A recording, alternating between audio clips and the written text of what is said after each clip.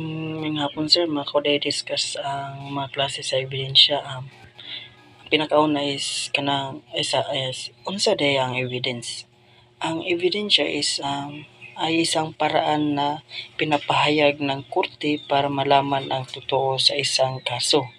Parang sa tunay na buhay, kapag gusto nating patunayan ang isang pangyayari, kailangan natin ng mga palatandaan, dokumento o testimonya ng mga nakikita sa korte.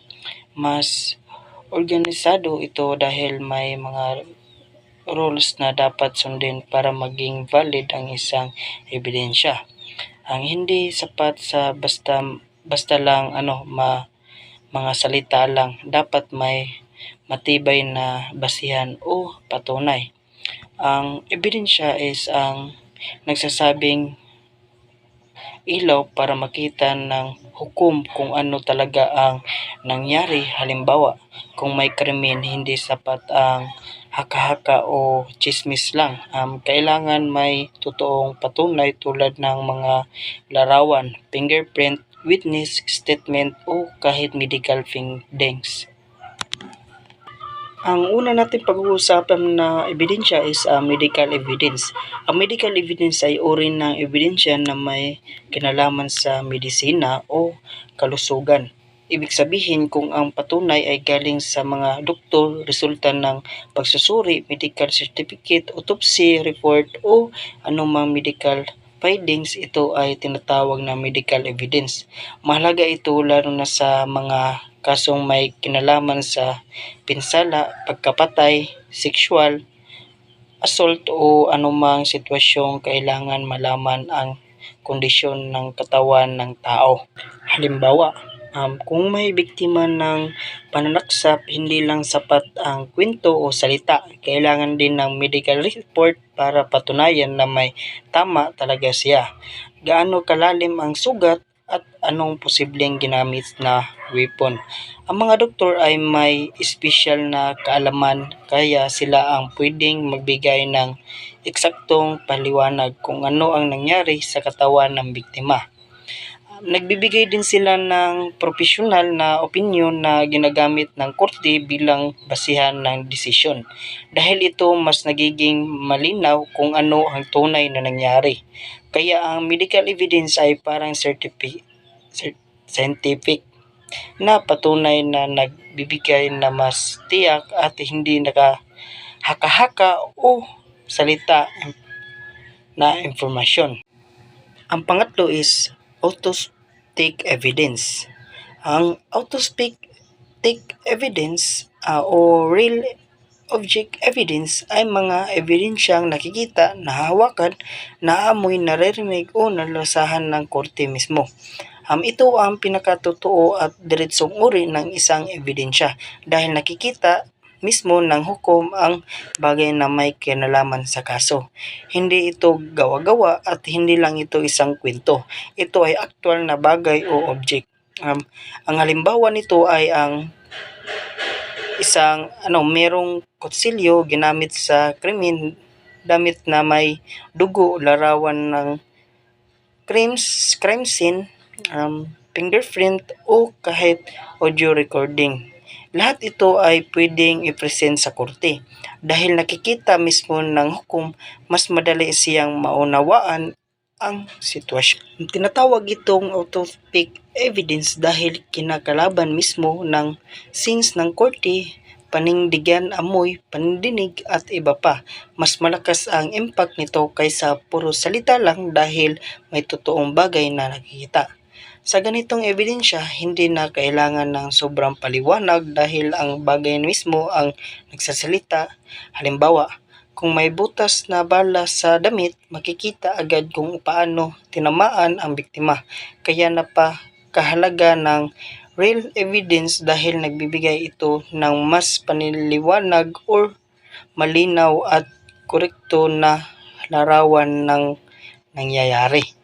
Ang pang-apat is testimonial evidence. Ang testimonial evidence ay ebidensyang galing sa salita ng mga saksi o taong may nalalaman tungkol sa kaso. Ito ay ibinibigay sa korte habang sila ay nasa witness stand. at dapat itong sabihin under oath. Ibig sabihin, nangangako sila na magsasabi lamang ng totoo.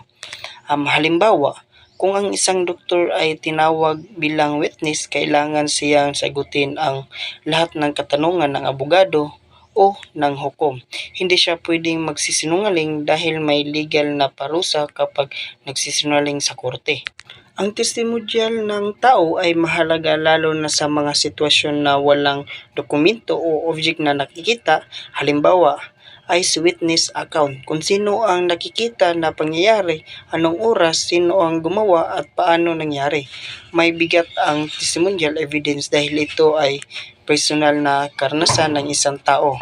Pero mahirap din minsan dahil ang memorya ng tao ay maaring malito, kaya dinodoble nila ang pag-check ito ng korte dahil ang ibang ebidensya sa kabubuan. Ang testimonial evidence ay parang kwento na may responsibilidad dahil dapat or totoo, malinaw at may integridad.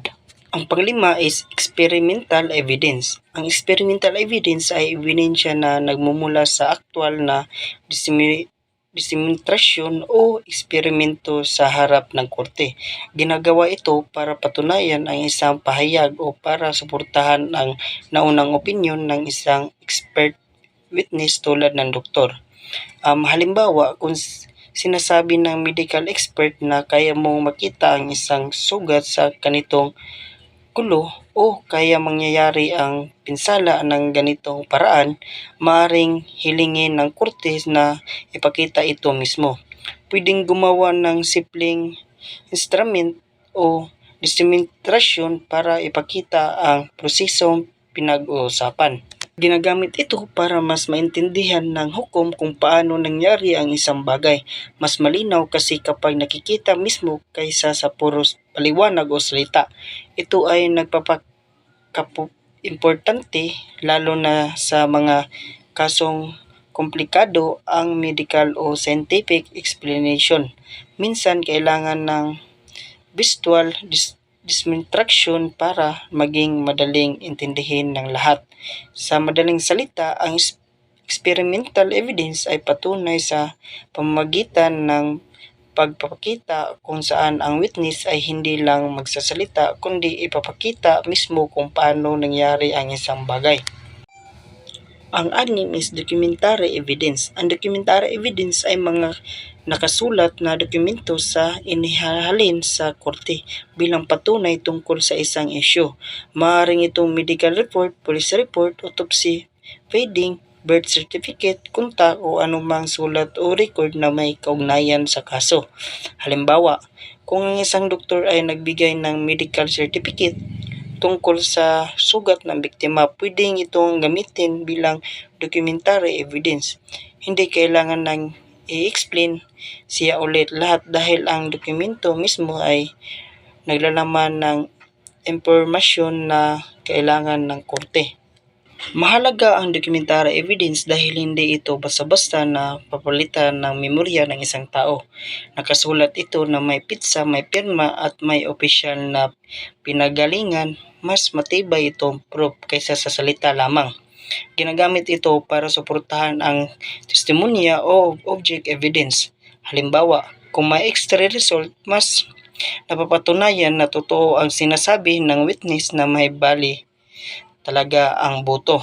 Sa madaling salita, ang documentary evidence ay sulat na totoo na tumutulong para gawing malinaw o organisado ang mga impormasyon na kailangan ng isang korte.